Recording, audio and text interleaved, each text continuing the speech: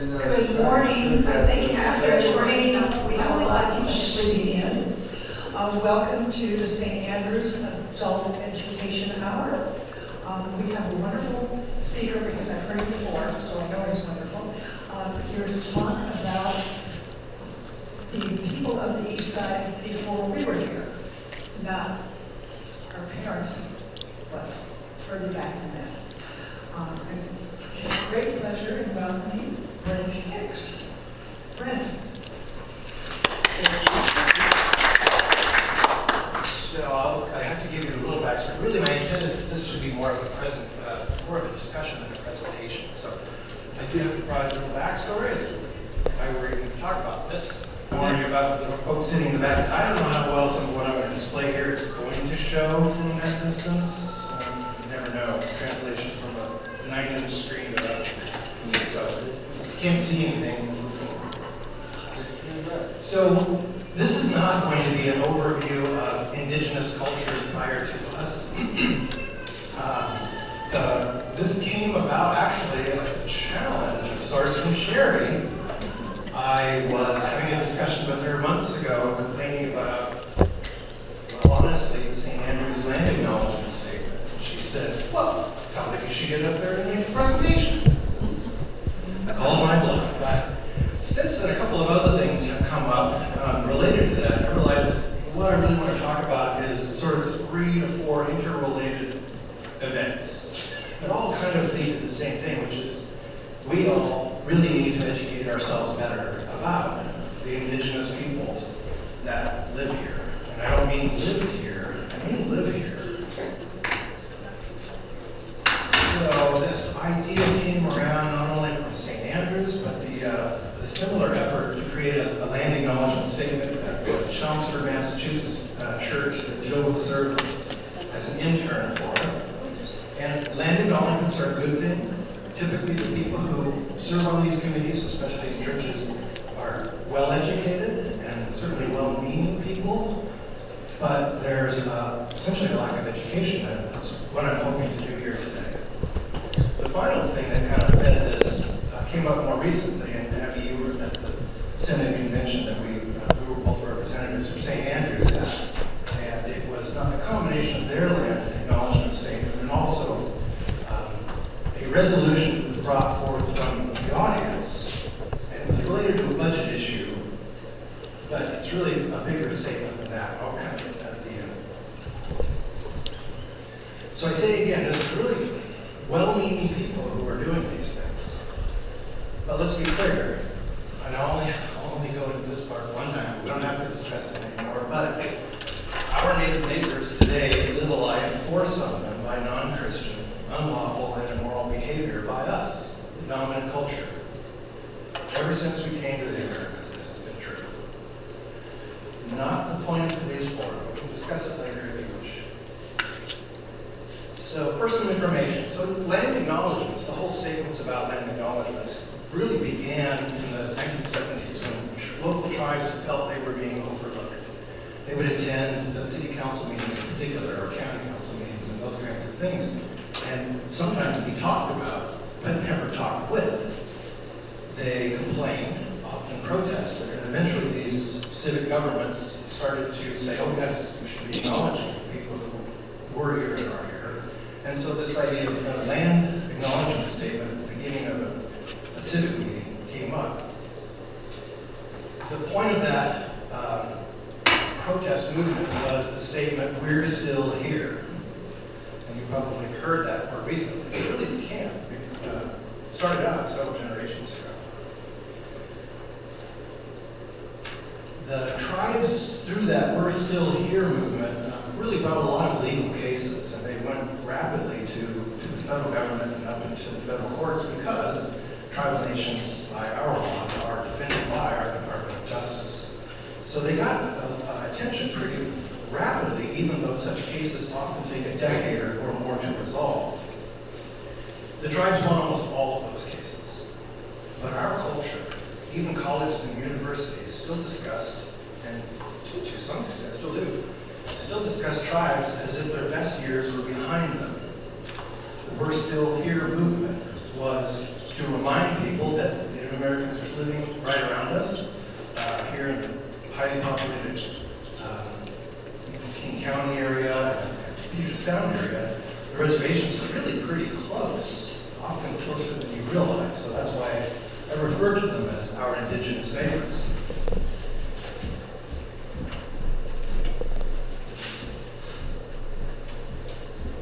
So out of that came a lot of these land acknowledgement statements by the small cities and small governments, and that sounded good.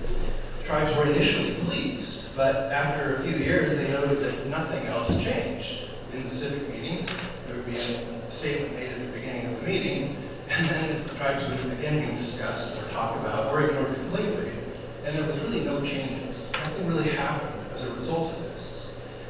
The policies and regulations that were passed ignored the people as before, and there was no inclusion in the discussions for them, and really no increase in support either, even as often these civic meetings topics about the natives were addressing poverty and noting the impacts off the reservations in their communities of Native American poverty, but nothing changed. In the meantime, other organizations started to emulate these land acknowledgements, and that includes churches. Many of our Protestant churches have such statements at this point. So when we were serving in Massachusetts at Jill's internship site, Trinity Lutheran in Chelmsford, the New England Synod got on board and encouraged all the churches in the New England Synod to prepare land acknowledgement statements. And the church selected a task force of really smart people, well-educated people to write it. And after several meetings in which they weren't making much progress, they complained to Jill, because the intern gets to hear all the complaints, that the examples they had found were just too governmental. They didn't really seem to represent a religious group, or a church in that case, and so they were struggling with the wording, and Jill naturally pawned them off on me. So we talked, and one of the biggest issues for them was they couldn't determine which tribe was traditionally in the Chelmsford area, focusing on the idea that there must only be one. Now, it is harder back there in New England than it is here in the West, because the time of tribal displacement, Indian displacement, occurred much earlier. So we're multiple generations further back from when tribal people were moved off the lands than we are out here. But still, the problem remained. They thought they should be able to identify a single tribe and just go, talk with the tribe. So it's almost not true anywhere that multiple tribes don't overlap their territories in a given location. Certain groups of families typically have a first sort of resource right to resource patches. Here in the Northwest, that's firmly true for salmon fishing areas. Very good, prominent salmon fishing areas. Usually a family sort of controlled it as much as possible. But in fact, they really only controlled it so much as their culture would allow, which is basically, if anybody else from any other tribe came up and asked to fish in your place, you were obligated to let them.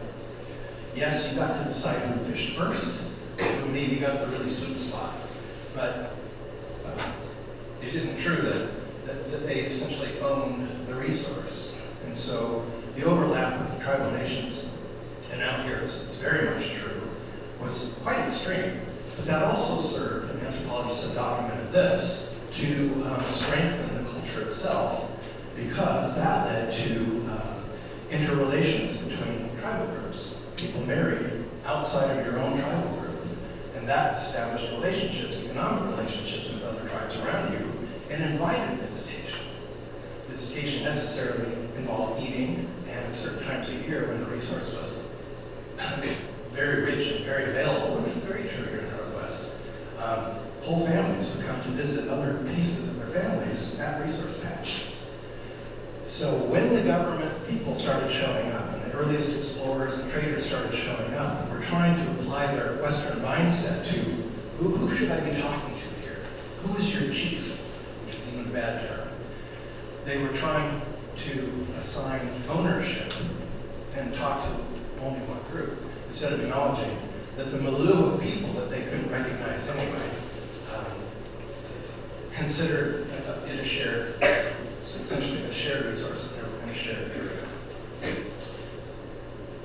So most of the tribal acknowledgement statements that I hear here in the King County area make a reference to the Coast Salish tribes as the preceding people who lived in our area. And it gets you off the mark already because it's inaccurate and it's particularly bothersome to tribal leaders. Coast Salish, the term, actually refers to a culture area. That entire area is the Coast Salish culture area.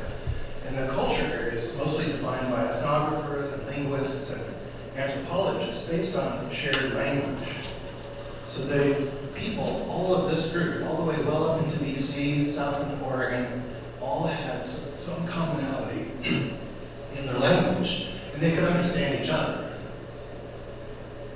So when we refer to the Coast Salish tribes being the predecessor group of the area where St. Andrews is, we're really not talking about this.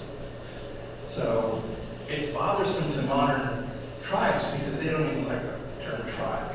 And it's actually an anthropological term that was carried over from studies in Africa by early academics. And it might apply better in Africa, I'm not so sure about that. But the people out here refer to their own groupings as nations. And they actually like that term better. And it makes a lot more sense in terms of what they have been asked by our culture to represent for their people.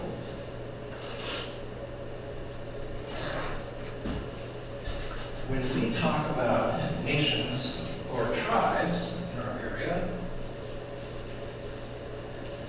this is the layout as was determined mostly from governmental studies and ethnographers' work about all the tribes that are within that, even only the southern portion of the Coast Salish culture area.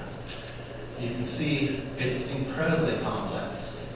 This is the self-identified territories as the government agents collected that information from the tribes. So you're talking about already a language translation issue. How well did the government representatives understand what the tribal people were saying? And two, they were trying to assign that, who owns what land to these people who were probably very confused by the question because, just to use one example, the cloud up in the northwest tip there actually are like 4 different groupings, probably family groupings originally, but made more precise by the U.S. government's attempts to assign the territory. And you can also see that Nootka, which has big representation out on Vancouver Island, also claimed territory there in the northwest. Well, that's probably family relations as well. They had seagoing canoes and they could cross the San Juan Strait pretty easily. More in particular, these are big. Northern Paiute representation, Sahaapton, that's the eastern Sahaapton. You can say Okanagan goes well up into Canada. And here we are in this muddy mixed area that this map just refers to the groups around here as the Shoots, which is confusing as well because that's actually a sub-language of Coast Salish rather than people designations. We mostly use the word tribe these days because it was applied by the government in treaties. So assigning a culture area designation makes academic and government study easier. But the trouble with that is it focuses more on commonalities between the peoples than differences, which you've got to understand. If you're going to study anything, you sort of have to have some boundaries put on. But within this very large area, there are many, many differences between the people. If you've been to any museum here in the Northwest, you've seen a great variety of art representation. The other problem with deciding anything based on boundaries and trying to keep the archaeologists out of it, because we bundle everything up, is that in the Northwest culture, probably 95% of all the material that was used by the people in this area was botanical, wood-based mostly. And so archaeologically, very little of that has persisted. So we're also trying to describe human groups based on all their stuff being gone. I mean, apply it to our own situation here. If archaeologists came in and 95% of all of us had died in the last 2 centuries, and only a quarter, 5% of our material cultural remain, how do you think they would end up defining us? And essentially, the differences between all the people in this one culture area was pretty broad. There were differences in social organization, people's roles, the responsibilities and authority they had, even religious and ritualistic behaviors, and especially the economies, because economies usually responded to what were the resources most available to you in your home territory, plus all the resources available to you through your family relations within easy traveling distance. And dismissing the differences between the groups dismisses their identity, and this leads to some of the current nations' opposition to how the land acknowledgement statements have come up. For St. Andrews, our church is located in an area used by 4 or 5 overlapping groups prior to the ethnographic period, when the first people started coming into these areas and trying to engage with people. The Snoqualmie actually probably had the largest application of direct use of this area, because one of the more prominent summer and winter villages was the south end of Lake Sammamish, which is quite close to us. But people who are on the Muckleshoot Reservation, certainly the Duwamish, and even people as far north as the Tulalip Reservation are known to have regularly interacted in this area, either for resources or just social interaction. So this raises another issue that came up at the Synod Convention. A group brought forward a vote on a resolution on a budget item that provides funds to the Duwamish tribe. And in their statement in support of it, they claimed that the whole Synod, the whole Northwest Washington Synod, is within Duwamish traditional lands. So that is wrong in several ways. It confuses traditional lands with treaty boundaries, for one thing. And the treaty that applies to our area covers the area from basically the south end of King County and dipping down into what's part of Pierce County, but all the way to the Canadian border. I think they were looking at the treaty map, Treaty of Point Elliott, and thinking because the Duwamish were a signer on the treaty, that represented all the lands. This could have been easily corrected by actually talking with any of the tribes affected. And that smacks a bit of white saviorism, which is something we've been discussing in conversation.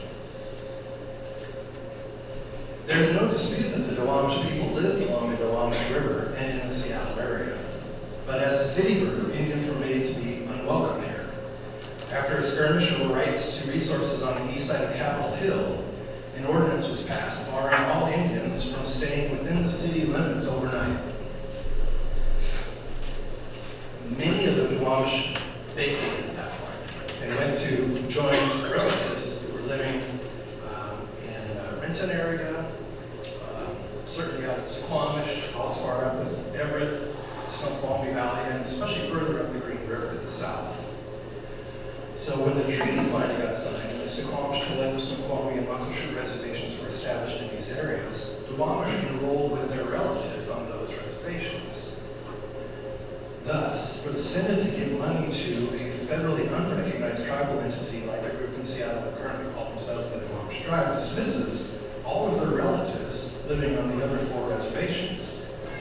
And it also, which is basically dismissing those 4 reservations' claims to, and their ability to politically assert their rights in the area that we call Duwamish. Again, I think this is something that if the Synod had known and had talked with local natives, they probably never would have gotten to the point of having a vote on a budget line item that would be specific only to the Duwamish and a non-recognized Duwamish, not on the reservations. And this is where I get back to the neighbors concept. If you have a question about your neighbor, the easiest thing to do is ask them the question. We don't do a very good job of that. But finally, Abby, you can tell me if Brent viewed this way too, but the Synod also did itself no favors in its choice of a Native American man who performed ritualistic music at the beginning of the Synod Convention. As the Synod's own land acknowledgement statement was being displayed on the screens behind this man, He, dressed as a Navajo or Hopi, played flute, which is not an instrument used in the Pacific Northwest, doing songs that we all would associate with the Southwest of the United States. And boy, if you had been a Native American delegate in our convention, with that statement being portrayed behind this man, and he being brought 1,500 miles away from his own territory, would you feel alienated? And I wonder if we even have any Native American delegates in our Senate at that convention. I didn't see any, obviously, but appearances aren't everything.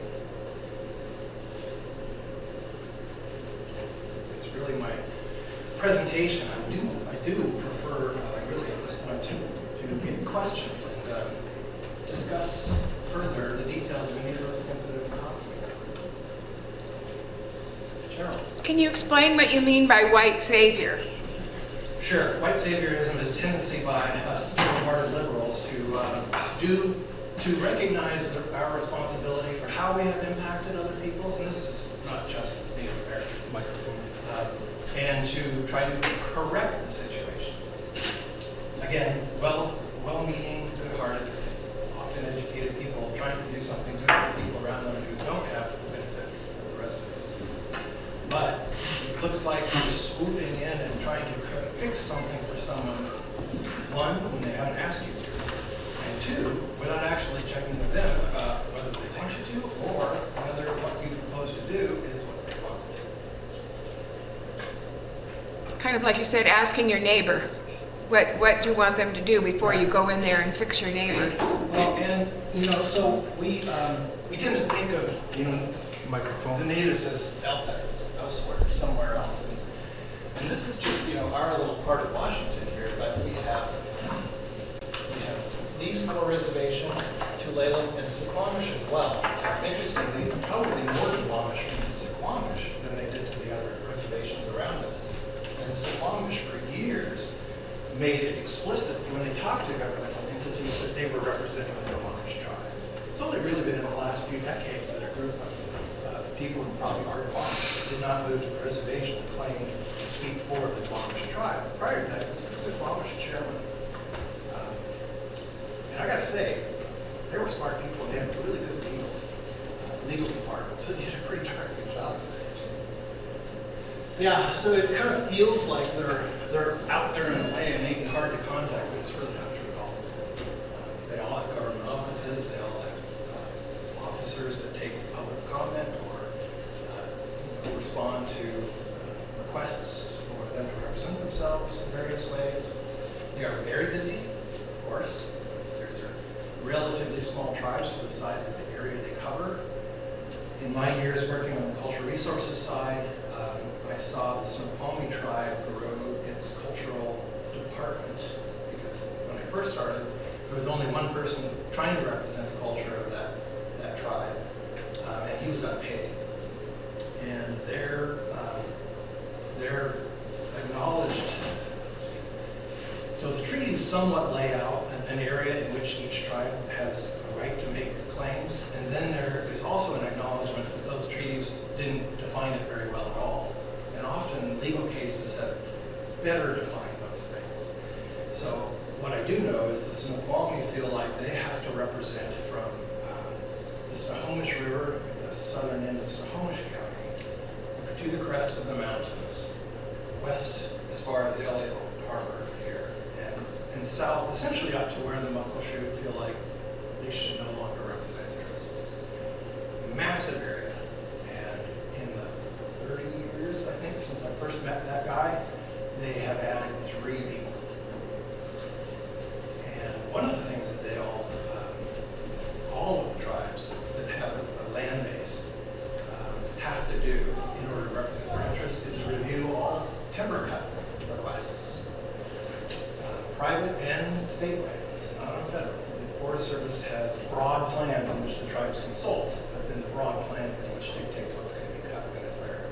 But the state lands through DNR and the private forest lands, of which there is a lot in this state, send individual cut definitions, packets about that thick, filled with maps, to every single tribe that has a claim to that area. And if the tribes don't respond to it, then they're considered to have already consulted. The trouble with that was when Snoqualmie, it's a large area to represent, and almost all of it forested, that one guy could have spent all of his waking hours reading these documents and preparing comments and never been able to get through the file. I've been through this myself with several different tribes. There's really no way to catch up. So it's sort of like a bureaucratic process. Replaces consultation, replaces communicating with people, and actually undermines the right to make claims on resources that the tribes had. I know in many cases where I worked, we would find out about a timber cut only when they started dropping the trees, and we would know there were actually archaeological sites or sacred locations within those cut boundaries, and we just simply wouldn't have had the time to catch it prior to this. My point is only that these are modern governments. Our government forced on the reservations after the treaty era a new system of constitutional government, essentially. Even the tribes that may have wanted to not organize themselves constitutionally were forced to organize themselves constitutionally. And so they have representative governments, they have elections. And most reservations are collections of families that really exert control. The bigger reservations, oddly enough, tend to have fewer families in control. The smaller reservations tend to be more broad in spreading that authority around. Probably the most politically strong tribal government I know of in this state is actually the Kalispel tribe, which is a very small reservation on the Congaree River, far northeast corner of our state. One of the reasons is because the chairman's been the chairman for 35 years, which is almost unheard of. The competition between families for control of a tribal council is high. It's one of the reasons why you hear about tribal government dysfunction so often on large reservations like that. Yeah. So wasn't Chief Self or Chief Seattle, as the other name, a member of two tribes, like his mother and his father, like Duwamish and Suquamish? Or, Suquamish. Yeah, and he ended up being buried on Bainbridge Island, I think. There's a... Actually, north of the Egget Pass on the Suquamish Reservation. Yeah. Yeah, his parentage was Duwamish and Suquamish. And he was one of those who moved across the water. Interestingly, the Duwamish were originally supposed to get a reservation in Renton, right? Lake Washington used to drain differently than it does now. It used to drain actually out through the Black River at the south end of the river, south end of the lake. That'll change when they dropped the level of Lake Washington and built the Ship Canal. Now it all drains out west through San Bay. But the Duwamish, probably the biggest villages and the best organization, was based around the Black River in the Renton area. And so when the reservation period was established and all the other reservations were given out, this is still pretty early in our city's history. It was Arthur Denny, one of the original members that landed at Alki, one of the first Europeans that landed at Alki, went to bat for the Duwamish, and he defined the reservation there and he fought for it. He got outruled by other city fathers who wanted that land.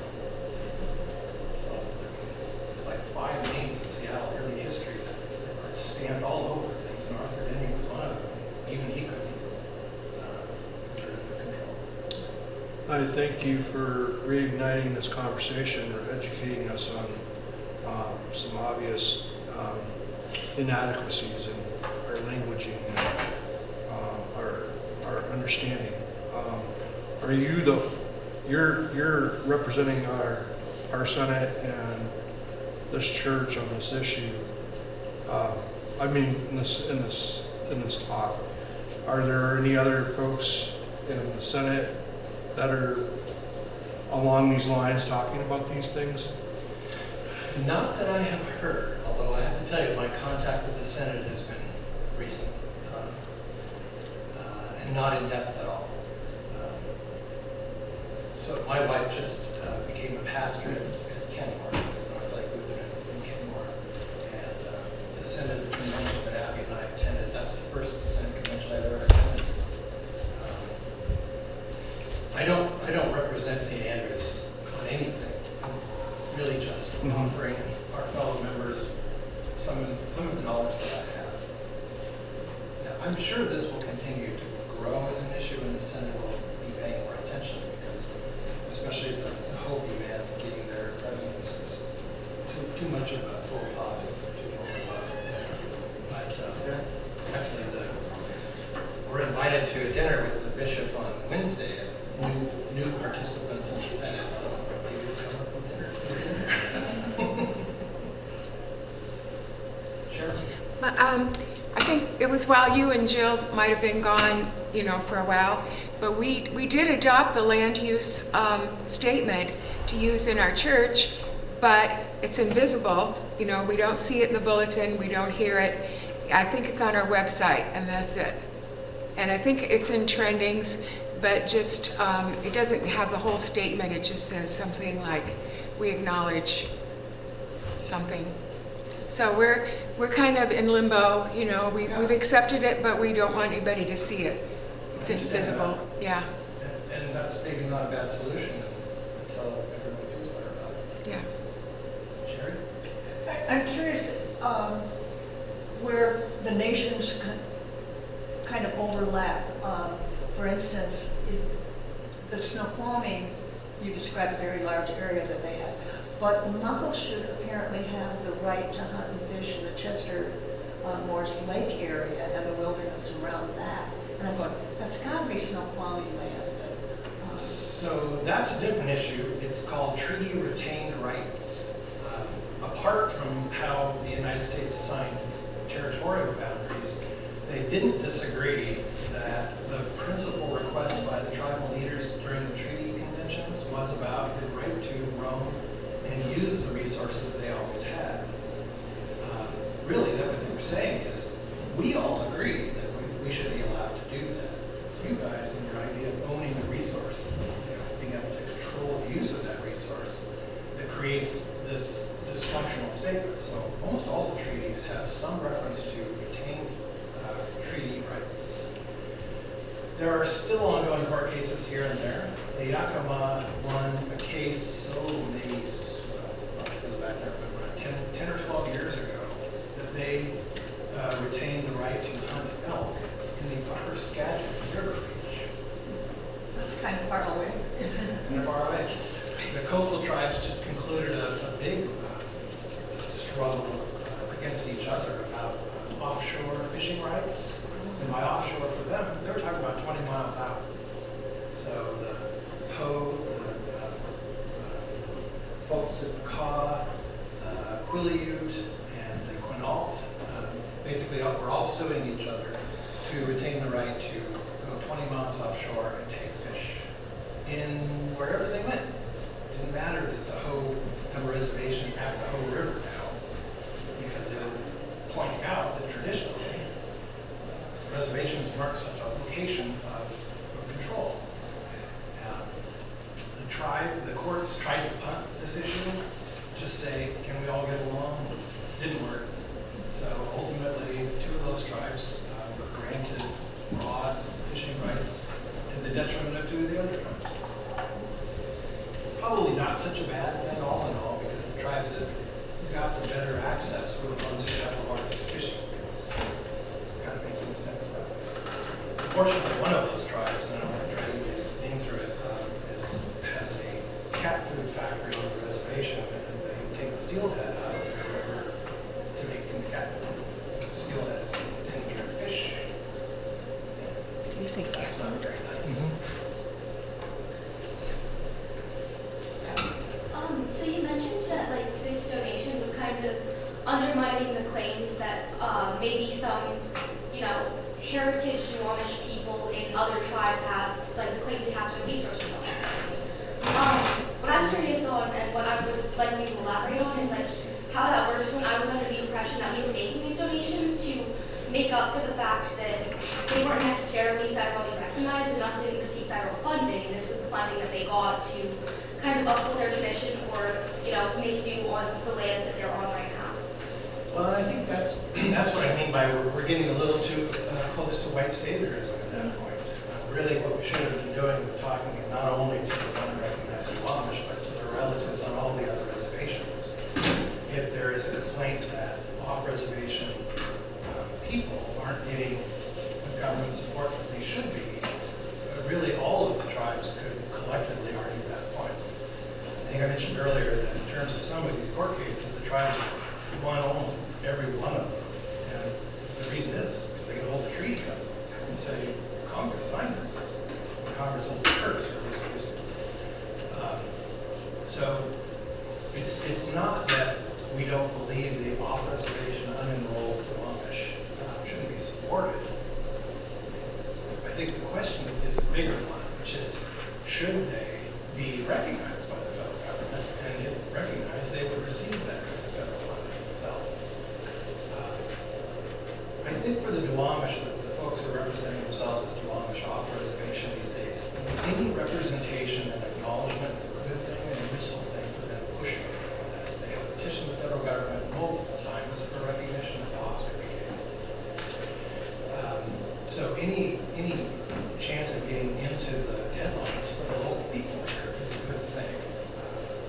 Just think our Senate, representing all of us, should have been more knowledgeable about the actual issues before bringing it to a vote of Senate delegates at a convention. Essentially, by doing that, it established a policy for the Senate without the Senate Council actually considering it as a policy. Does that make Wasn't sense? it like a proposed budget, thing, not actually brought forward to, as a budget item? Right, it was a resolution.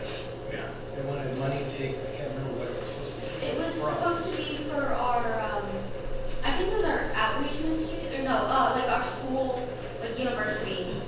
That's right, that's right. The on-campus organization, we're going to lose funds in favor of that.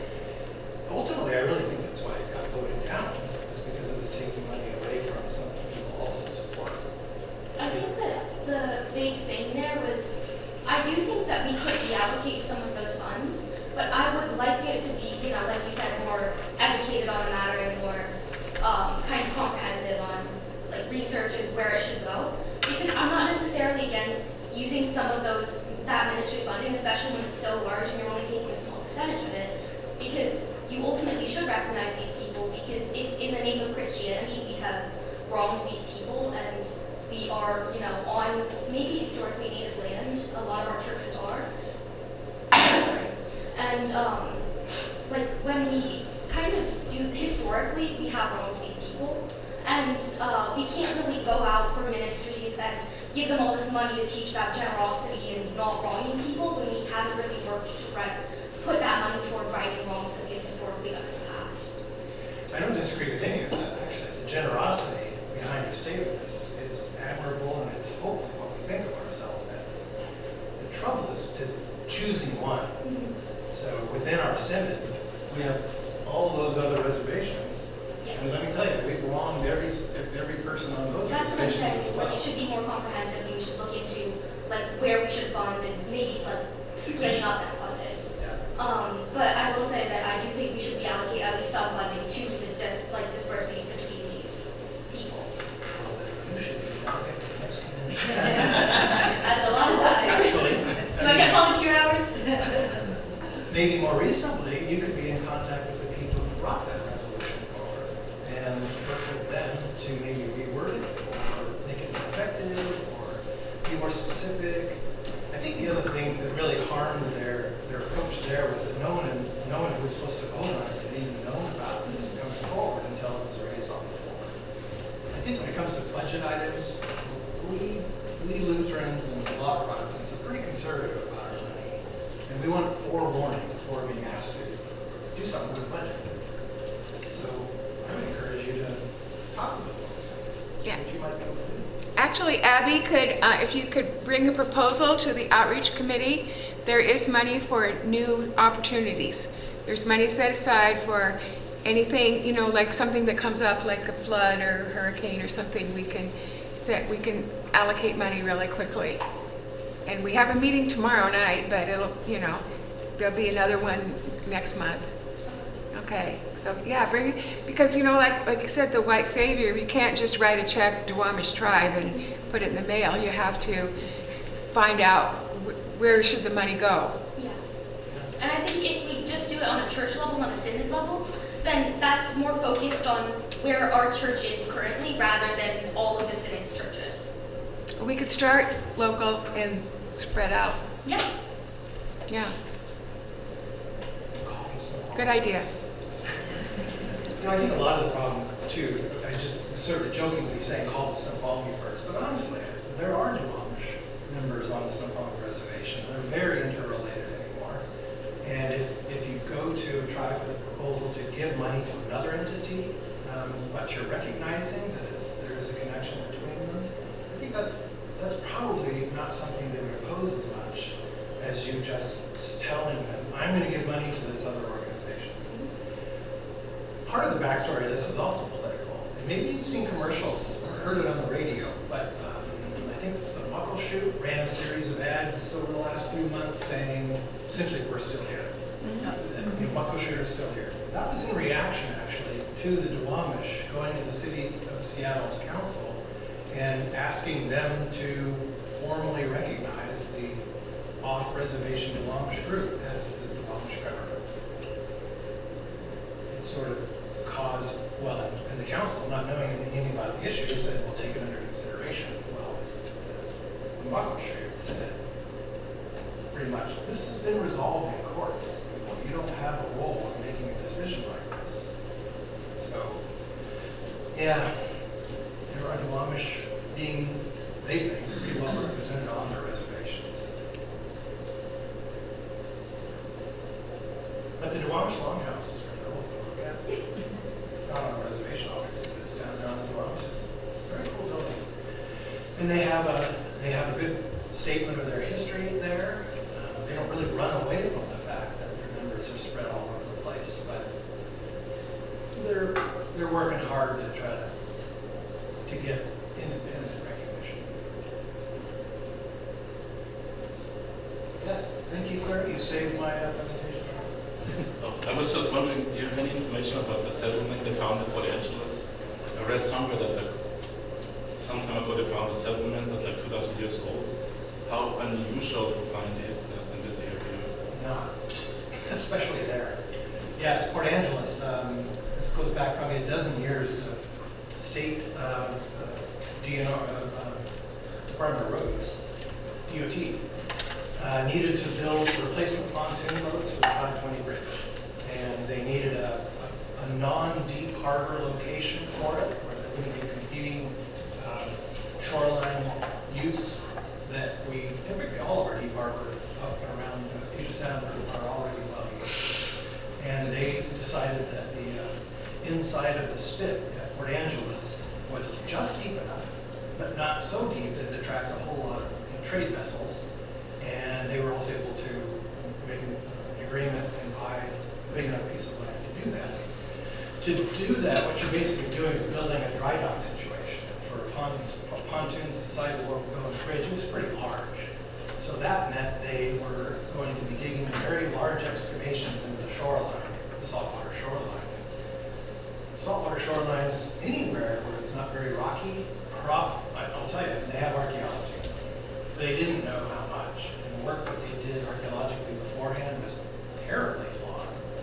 And after digging for months and finding burial after burial after burial, and paying archaeologists a lot of money to try to take them out appropriately, they finally just had to stop the project and walk away.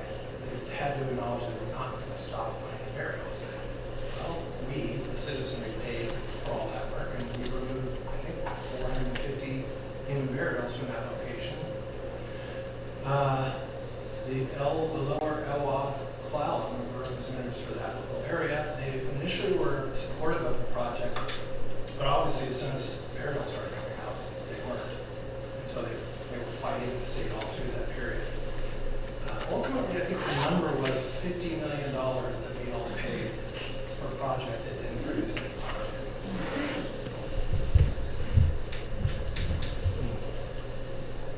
I'm out. Thank you. Thank you. Thank you.